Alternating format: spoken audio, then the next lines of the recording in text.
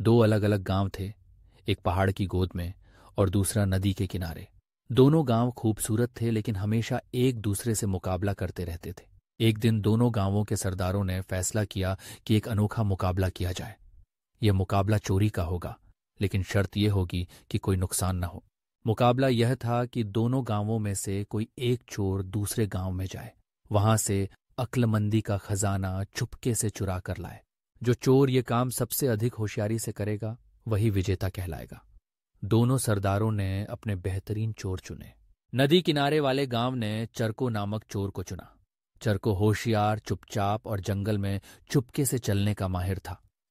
उसका साथी एक बुद्धिमान उल्लू था। पहाड़ के गांव ने फ्रीडो को चुना। फ्रीडो भी किसी से कम नहीं था। वह ताला तोड़ने, रस्सियों पर झूलने और जानवरों को संभालने में माहिर था। मुकाबले की रात आ गई।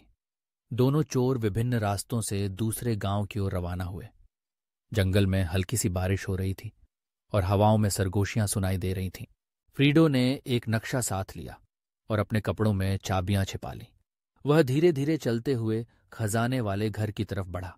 चरको पेड़ों पर कूदता, शाखाओं में छिपता और अपने उल्लू की आंखों से हर हलचल का अंदाजा लगा रहा था।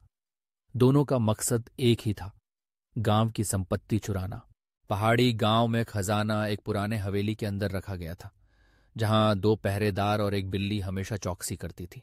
फ्रीडो ने दूर से बिल्ली को देखा और तुरंत अपने थैले से दूध की छोटी बोतल निकाली। बिल्ली दूध सूंघकर उसके करीब आ गई। फ्रीडो ने धीरे धीरे दूध बिल्ली के सामने रखा और जब पहरेदार ने बिल्ली को दूध पीते देखा, वह चुपके से दरवाजे की तरफ बढ़ा। चरको भी दूसरी समझ से खजाने के करीब पहुंच चुका था। अचानक उसकी नजर फरीदू पर पड़ी और दोनों चौंक गए कि एक दूसरे को यहां देखकर। फ्रीडो ने चरको को आंख से इशारा किया कि आवाज न करें। दोनों ने चुपचाप खजाने की तरफ बढ़ना शुरू किया, लेकिन खजाना मजबूत ताले में बंद था।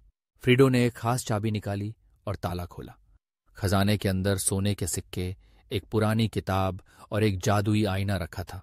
चरको ने कहा, हम दोनों इसे साथ ले जाएं, वरना पकड़ लिए जाएंगे। फ्रीडो ने सहमति में सिर हिलाया। दोनों ने खजाने को उठाया। रास्ते में एक कुत्ता उनके सामने आ गया और भौंकने लगा। चरको ने तुरंत अपनी जेब से एक हड्डी निकाली और कुत्ते को दे दी। कुत्ता खुश होकर बैठ गया और दोनों चोर जंगल के अंदर एक पगडंडी पर चलने लगे। कुछ देर बाद चोर रुक गया और कहा, यह खजाना तुम ले जाओ। फ्रीडो हैरान हुआ, क्यों? चरको ने मुस्कुराकर जवाब दिया, असल खजाना यह नहीं, बल्कि तुम्हारी होशियारी, बहादुरी और हम दोनों की दोस्ती है।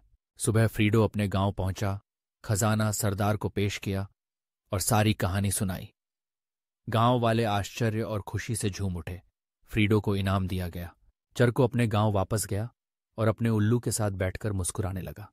उसने आसमान की तरफ देखा और कहा, अगली बार फिर मुकाबला होगा। खजाने में जो किताब थी वह दरअसल अक्ल, दोस्ती और वफादारी के सिद्धांतों पर लिखी गई थी। दोनों गांवों को अंदाजा हुआ कि असली जीत दिलों की होती है। फ्रीडो बच्चों को कहानी सुनाने लगा। चोरी बुरी चीज है, मगर होशियारी और समझदारी से बुरे हालात को भी अच्छा बनाया जा सकता है। आखिरी में दोनों गांव एक साथ जश्न मना रहे थे। दोनों चोर हाथ मिला रहे थे और सबकी जबान पर सिर्फ एक ही वाक्य था, अक्लमंदी का खजाना सबके दिलों को रोशन करता है।